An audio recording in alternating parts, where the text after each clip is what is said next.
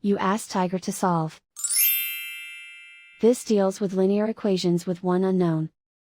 The final result is x equals -2.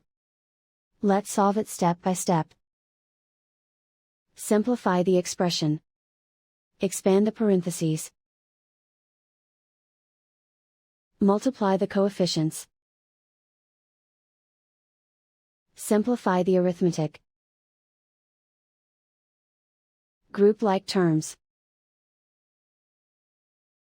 Combine like terms. Group all constants on the right side of the equation. Add 7 to both sides.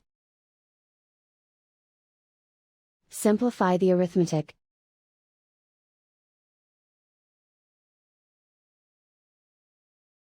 Isolate the x. Divide both sides by -11. Cancel out the negatives. Simplify the fraction. Move the negative sign from the denominator to the numerator. Find the greatest common factor of the numerator and denominator. Factor out and cancel the greatest common factor. And so the final result is x equals -2.